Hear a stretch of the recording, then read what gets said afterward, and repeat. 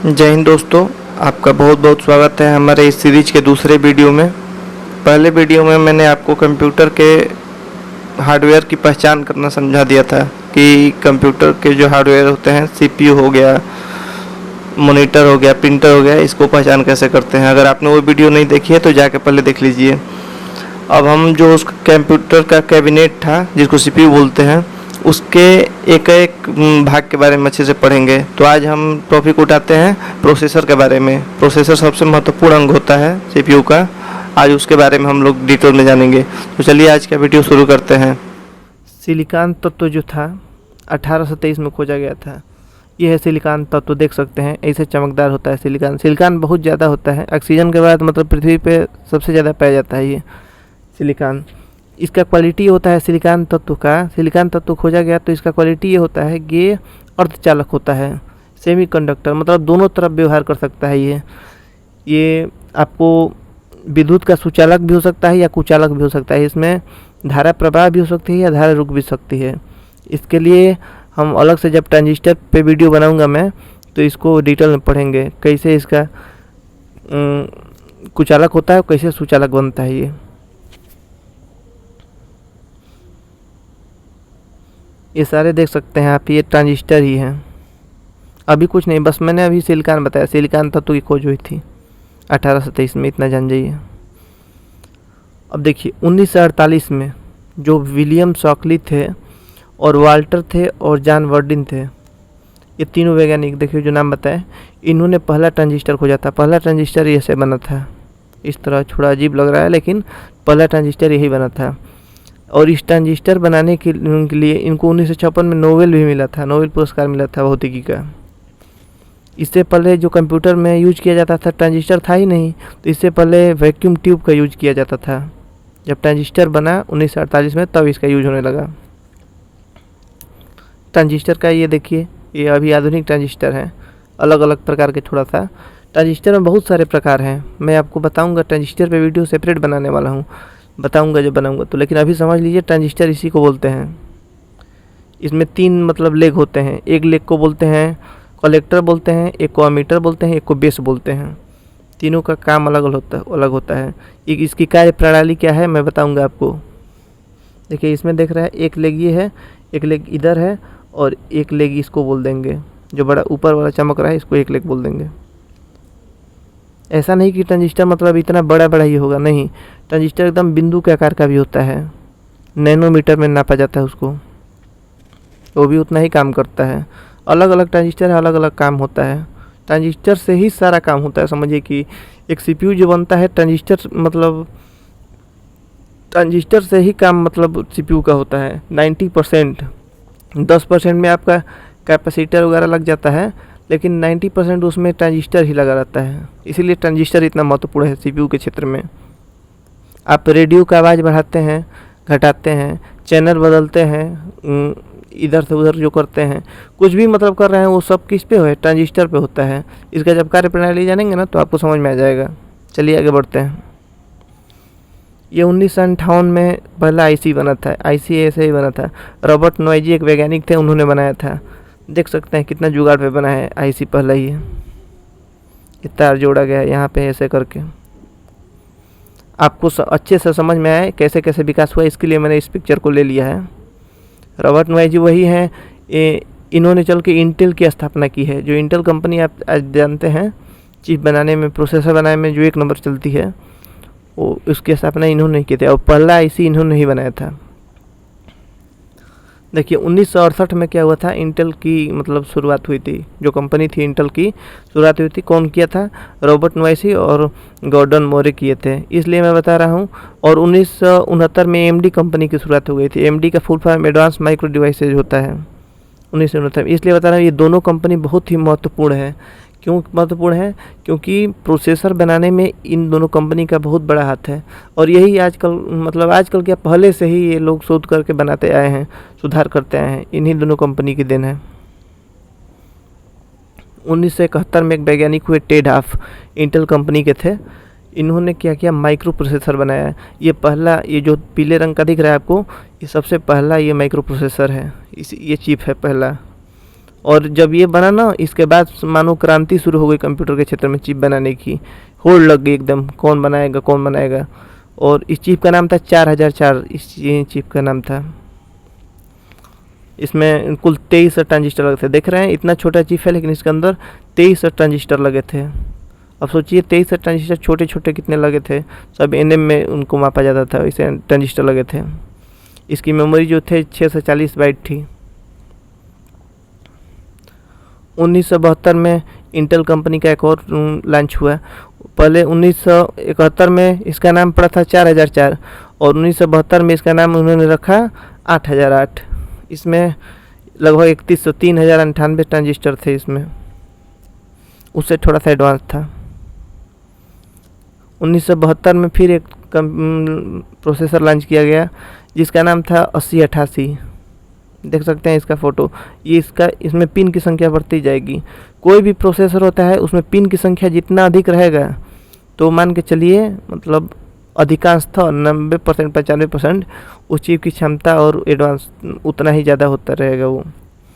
इस टाइम इस चिप की संख्या इसमें सब 40 थी, किसी में 35 थी, ऐसे सब चीज़ थे। 1 MB का भी चिप नहीं हो पाता था ये सब, लेकिन उस टाइम के लिए बहुत बड़ी बात थी ये भी। 1988 में क्या हुआ इंटेल का, इसके बीच में देखिए अब 1972 के बाद मैंने 1988 उठाया, तो इसके बीच में बहुत सारा प्रोसेसर लॉन्च हुआ है लेकिन उतना महत्वपूर्ण नहीं है। तो इसीलिए मैंने जो मेन है उसको आपको बताने की कोशिश की है। तो आपका भी टाइम बचे, हमारा भी। इंटेल का ये मॉडल नंबर है 80386SX। ये प्रोसेसर लॉन्च हुआ था। इसमें देख सकते हैं कितने सारे पिन हैं। पिनों की संख्या बढ़ती जा रही है ना, तो प्रोसेसर एडवांस होता जा रहा है, आप समझिए। 1993 में क्या हुआ, और इसमें पेंटियम नाम का एक ट्रांजिस्टर, मतलब पेंटियम नाम का इंटेल कंपनी ने रिलीज किया। सीरीज जैसे होता है ना, तो पेंटियम सीरीज शुरू किया। पेंटियम सीरीज शुरू किया 1993 में। और ये सीरीज मतलब ये काफ़ी एडवांस था 1993 में। इसमें देख सकते हैं 3.1 मिलियन ट्रांजिस्टर लगे थे। इतने सारे ट्रांजिस्टर लगे थे, कितने छोटे छोटे थे। इसकी कीमत $778 थी उस टाइम के हिसाब से। ये पेंटियम सीरीज की शुरुआत किया था। 1995 में 2 साल बाद क्या किया, पेंटियम प्रो कर दिया। जो ये था पेंटियम प्रो नाम से लॉन्च हुआ। एक चीज़ और ध्यान दीजिए, जो ये दिख रहा है, ये प्रोसेसर दिख रहा है, इसमें कैसा है, इसमें आपको नोकीले जैसे निकला हुआ दिख रहा है। मतलब ये मेल प्रोसेसर थे सब, इसको मेल प्रोसेसर बोला जाता है। इसमें मेल प्रोसेसर थे और ये जाके जो कैबिनेट होता है जहाँ इसको बैठाया जाता था, लगाया जाता था, वहाँ पे छेद रहता था। जितना ये रहेगा, जैसे 184 पिन अगर इसमें टोटल है अंदर से, तो उसमें भी 184 पिन का छेद रहेगा, उसमें डाल दो। तो ये मेल प्रोसेसर बोला जाता था। आज के डेट में फीमेल प्रोसेसर आता है, इस पे नहीं रहता है। अब AMD कंपनी थी। AMD कंपनी जैसा बताया था 1969 में उसकी स्थापना हुई थी। AMD कंपनी भी बहुत बड़ी मतलब कंपनी है। तो इन्होंने क्या किया, 1997 में K6 नाम का एक प्रोसेसर लॉन्च किया, अपना सीरीज लॉन्च किया K6 नाम से। और इसकी स्पीड देख सकते हैं 300 मेगाहर्ट्ज तक था स्पीड था। बस स्पीड इसका 66 मेगाहर्ट्ज था। फिर इंटेल ने क्या किया, इसके 1 महीने बाद इन्होंने फिर लॉन्च किया इसको टक्कर देने के लिए पेंटियम 2। पेंटियम तो पहले लॉन्च कर चुका था, फिर पेंटियम 2 करके लॉन्च किया। ये फोटो देख सकते हैं पेंटियम 2 का। अब AMD ने क्या किया, K6 तो लॉन्च किया था, K6 के बाद क्या किया, K6 का सेकेंड पार्ट मतलब K6 2 लाया, 1998 में लाया था। इसका स्पीड वगैरह और बढ़ा दिया, इसमें 550 550 मतलब मेगाहर्ट्ज की स्पीड कर दिया। और जो बस स्पीड है उसका 100 मेगाहर्ट्ज कर दिया। 1999 में क्या किया, इंटेल ने एक सेलेरॉन नाम का प्रोसेसर लॉन्च किया। इसका मतलब स्पीड था 400 मेगाहर्ट्ज। ये लॉन्च करने का ये दिक्कत था ना कि उस टाइम तक AMD का जो प्रोसेसर आता था कि AMD K6 जो था या K2 था, ये सस्ता था, लेकिन जो पेंटियम था इसका इंटेल का, ये महंगा आता था। तो इन्होंने क्या किया, टक्कर देने के लिए उसको AMD को ये सेलेरॉन सीरीज लॉन्च किया, ये सस्ता था उससे।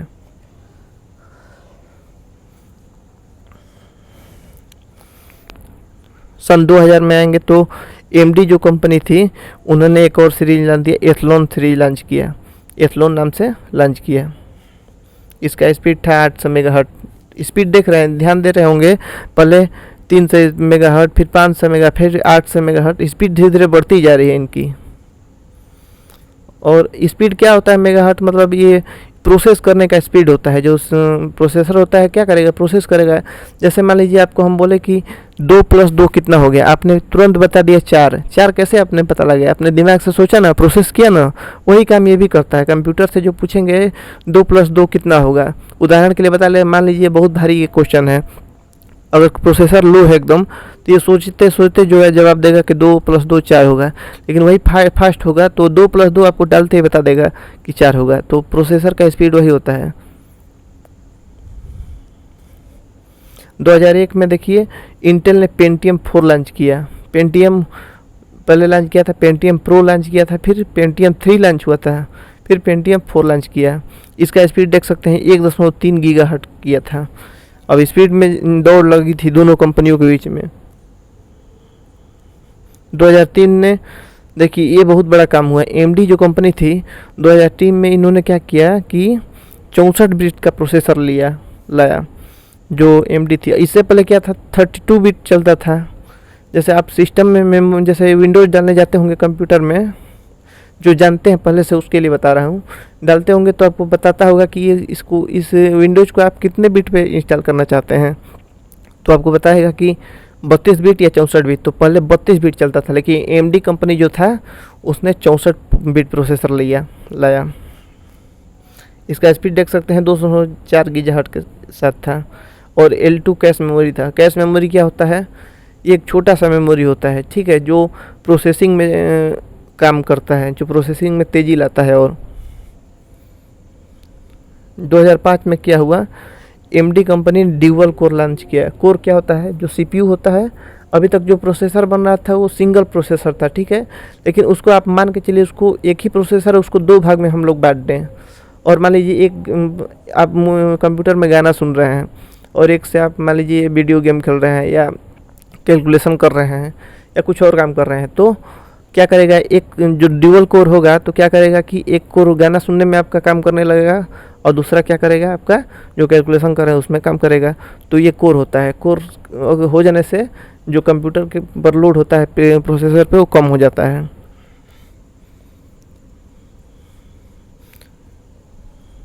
2006 में क्या हुआ, इंटेल ने मतलब अब AMD ने तो ड्यूअल कोर लॉन्च कर लिया था, इंटेल कैसे पीछे रहता। इंटेल ने क्या किया, अपना नाम रखा कोर 2 Duo।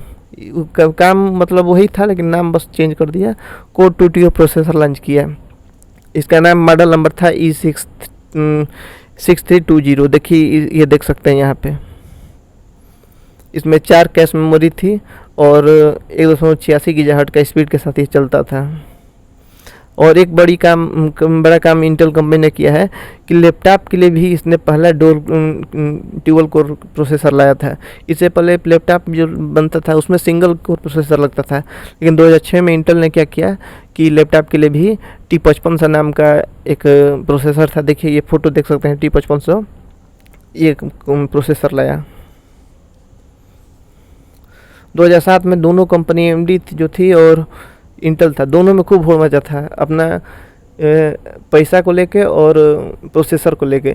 थोड़ा सा स्पीड जैसे बढ़ाते थे, 100 मेगाहर्ट्ज़ स्पीड बढ़ाए, तुरंत लॉन्च कर दिया उसको, फिर से लॉन्च कर दिया, उसने रीलॉन्च कर दिया, फिर उसने रीलॉन्च कर दिया। 2007 में मतलब कम से कम 10 बार रीलॉन्च हुआ था। 2008 में i7 लॉन्च हुआ था। i7 इंटेल ने लॉन्च किया था 2008 में। बस नाम था i7 लेकिन काम i7 लायक नहीं था, बस नाम था i7। 2009 में क्या किया, AMD ने ये ट्रिपल कोर प्रोसेसर लाया, फेनम नाम से लाया था। इसने ट्रिपल कोर प्रोसेसर लाया, ड्यूअल कोर भी यही पहले लाया और ट्रिपल कोर भी पहले यही लाया।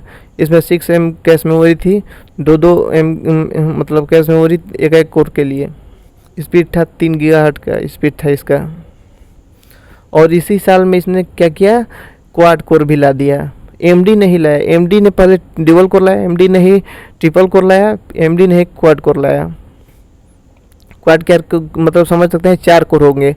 एक जो प्रोसेसर होगा वो एक जो चिप होता है उसके 4 भाग हो जाएंगे और चारों अलग अलग काम करेंगे। एक से मान लीजिए आप गाना सुन रहे हैं, एक से आप मान लीजिए गेम खेल रहे हैं, एक से आप क्या कर रहे हैं एक्सेल खोल के चला रहे हैं, एक से और कुछ काम कर रहे हैं, तो वो लोड नहीं पड़ेगा। तो कोर का ये फ़ायदा होता है। तो 4 कोर यही लाया था क्वाड कोर, पहले एमडी लाया था 2009 में। 2009 में इंटेल ने क्या किया, i5 लॉन्च किया। इसका मॉडल नंबर था 750 i5 का। इसमें क्या किया था i5 में, इसमें इंटेल से इससे पहले नहीं था, ड्यूअल कोर था। इंटेल 2009 में i5 लाया, उसमें मतलब 4 कोर था, क्वाड कोर था। फिर इंटेल ने 2010 में i3 लॉन्च किया। इसमें जीपीयू था, ग्राफिक प्रोसेसिंग यूनिट। ये क्या होता है, जीपीयू क्या होता है कि थोड़ा सा समझ लीजिए। सीपीयू जहाँ से काम करना बंद हो जाता है, सीपीयू पे लोड ज़्यादा हो जाता है, वहाँ पे काम क्या करता है, जीपीयू काम करता है। जीपीयू मतलब एडवांस टेक्नोलॉजी है, और सीपीयू क्या होता है कि पुराना टेक्नोलॉजी हो गया। जीपीयू का फुल फॉर्म बोला जाता है ग्राफिक्स प्रोसेसिंग यूनिट। इसका काम ये होता है जैसे बड़े बड़े गेमिंग जो होते हैं तो उसमें ज़्यादा एनिमेशन दिखता है, तो उतना ज़्यादा इमेज को एक साथ सर्किट करके और मॉनिटर पे चलाना सीपीयू के बस की बात नहीं होती, तो जीपीयू काम करता है। ऐसे ही जहाँ हेवी लोड होगा ना, जैसे एडिटिंग करते हैं, वीडियो एडिटिंग आप लोग करते हैं, अगर करेंगे तो उसमें भी क्या होता है, बहुत सारे छोटे वीडियो क्लिप को जोड़ना, घटाना और एक दूसरे में जोड़ना, ऐसे करके उसको प्रोसेस करके तुरंत स्क्रीन पे दिखाना और आपको सामने चलाना, ये सीपीयू के बस का नहीं है, इसीलिए जीपीयू काम करता है। तो कोर i3 में क्या हुआ, इंटेल 2010 में जीपीयू के साथ लाया था, लॉन्च किया था। और जो कोर होता है, जो सबसे पहले देख सकते हैं 2009 में i5 लॉन्च हुआ था, 2010 में i3 लॉन्च हुआ था। तो इसका जनरेशन भी होता है, जैसे अभी देखेंगे ना कि जनरेशन आप सुने होंगे कि जनरेशन क्या होता है। तो जैसे मान लीजिए उदाहरण समझ लीजिए, कोर i3 मान लीजिए लॉन्च हुआ 2010 में, और इसमें कुछ सुधार किया गया तो उसको अब थोड़ा सा सुधार हुआ तो कंपनी इतना चालाक हो गई थी कि नया नाम नहीं देती थी उसको, इसको जनरेशन बोलने लगी कि इसमें थोड़ा सा सुधार हुआ तो इसको अगला जो साल होगा उसमें जनरेशन में डाल देंगे। तो क्या करेंगे कि उसको थोड़ा सा सुधार करके जनरेशन डाल देंगे, 7 जनरेशन हो गया ये। फिर थोड़ा सा सुधार और हुआ, कुछ बढ़िया काम किया उसमें, तो अगले साल ये 8वां जनरेशन हो गया। फिर थोड़ा सा सुधार करेंगे, 9वां जनरेशन हो गया। ऐसे करके जनरेशन मतलब बनाती गई, और जब देखेगी जनरेशन ज़्यादा हो गया, 12-13 जनरेशन जब हो जाएगा, तो कहती है कि अब एक ही बार में मतलब नया उसका नाम दे दिया जाएगा, जैसे i3 से i5 नाम दे दिया जाए। ये ऑड नंबर ही होता है, i3, i5, i7, i9, आजकल i11 तक निकल गया है। इसका लिस्ट में ना आपको जो मॉडल नंबर है, इसका कौन जनरेशन में क्या मॉडल नंबर मतलब निकाली है। कोर i3 में first generation, third generation, fourth generation, fifth generation, क्या कौन सा मॉडल था सीपीयू का मतलब प्रोसेसर का, उसका मैं पीडीएफ डिस्क्रिप्शन में लिंक दे दूंगा, पीडीएफ में आप देख सकते हैं देखना चाहे तो। खैर वो आपको काम की चीज़ नहीं है, बस नॉलेज के लिए बता रहा हूँ कि सीपीयू क्या होता है। ये सबसे लेटेस्ट सीपीयू है सब। 2024 में इंटेल का i9 का 14900 KS मॉडल नंबर है। ये 24 कोर होते हैं, 32 थ्रेड होते हैं। 32 थ्रेड क्या होता है, जैसे कोर होता है वैसे ही थ्रेड होता है, लेकिन जैसे कोर होता है ये सीपीयू हो गया, इसको ऐसे बांट दिए और इधर बांट दिए, तो ये क्वाड कोर हो गया। एक भाग ये हो गया, एक भाग ये हो जाएगा, एक नीचे हो जाएगा, एक ये 4 भाग हो गया ना क्वाड कोर। लेकिन थ्रेड क्या होता है कि इसमें बांटा नहीं जाता है, ये बस एक महसूस होता है कि मतलब बांटा गया है। यहाँ पे एक रेखा रहेगी और इधर एक रेखा रहेगी, तो ज़रूरत पड़ने पे ये लोग अलग अलग हो जाएंगे, लेकिन अगर ज़रूरत नहीं पड़ी तो सब मिल कर काम करेंगे, उसी को थ्रेड बोलते हैं। और 2024 में एमडी का जो था, एमडी का रेजन नाम से सीरीज जानते ही होंगे, रेजन 9 जो 99500X है, ये सबसे लेटेस्ट सीपीयू इसका है, प्रोसेसर है। 16 कोर इसमें है, 32 थ्रेड इसमें भी है। इसका स्पीड देख सकते हैं 5.7 गीगाहर्ट्ज़ के साथ चलता है। L1 मेमोरी इसमें 1024 है, 1 MB की। L2 16 MB की है। L3 जो है 64 MB की होती है रेजन में। ये देख सकते हैं, ये रेजन है 9000 सीरीज जो है शुरुआत किया था जो। और ये कोर i9 का इंटेल का है, 14900KS है, ये बहुत एडवांस है। CPU लगता कहाँ है, ये मदरबोर्ड है कंप्यूटर का, उसमें इसी में CPU बैठाया जाता है। ठीक है, देख सकते हैं, इसको उठाया जाता है, उठा के यहाँ CPU बैठा दिया जाता है, यहाँ भी बैठा दिया जाता है। CPU का जो काम होता क्या है बेसिकली थोड़ा समझ लीजिए। CPU का काम ये होता है कि आप कोई भी कमांड देंगे कि मान लीजिए आपने बोला कि हमारे लिए गाना चलाओ, आपने क्या किया, माउस के मदद से मॉनिटर पर जाकर क्लिक कर दिया कि गाना चलाओ। अब गाना चलाने का काम कौन करेगा, CPU करेगा। वो किसके पास जाएगा संदेश, CPU के पास। CPU क्या करेगा कि हाँ कमांड हमको मिला है गाना चलाने का, तो वो क्या करेगा, CPU अपने यहाँ से संदेश किसको भेजेगा, जो आपके यहाँ ऑडियो कार्ड लगा रहता है उसको भेजेगा कि तुम गाना चलाओ, तो वो गाना चला देगा। अभी आप CPU में कैलकुलेटर खोल के जोड़ेंगे कि 5 + 5 कितना होता है, तो क्या करेगा, CPU क्या खुद जोड़ के दे देगा आपको कि हाँ ये पूछ रहा है, और कहीं नहीं जाएगा। तो CPU के पास पूरा कंट्रोलिंग होता है। CPU मतलब दिमाग बोला जाता है कंप्यूटर का टोटली। कोई भी कमांड देंगे हम तो CPU के पास जाता है और तभी वहाँ से प्रोसेस होता है। वही प्रोसेस करके मतलब सोचने की जो क्षमता है CPU के पास ही है। इसमें जो रैम होता है L1 L2 जो कैश मेमोरी बता रहे हैं आपको, वो भी एक छोटा सा मेमोरी है, उसके बारे में हम बताएंगे। कैश मेमोरी अलग से वीडियो बनाएंगे, रैम का भी बनाएंगे अलग से वीडियो, तो आप धीरे समझ में। बस अभी CPU के बारे में इतना जानिए। CPU जो होता है प्रोसेस करने का इसी के जी में काम होता है। कोई भी प्रोसेसिंग करना है तो CPU ही करेगा। तो CPU के ऊपर बहुत लोड होता है, इसीलिए इसके ऊपर फैन लगाया जाता है, हीट सिंक लगाया जाता है। दिखाया था मैंने पहले वीडियो में आपको, उसमें लगाया जाता है कि ठंडा रहे, इस पर लोड ज़्यादा न पड़े। तो आशा है कि आप CPU के बारे में इसका इतिहास जान गए होंगे और थोड़ा बहुत समझ गए होंगे। तो मिलते हैं अगले वीडियो में।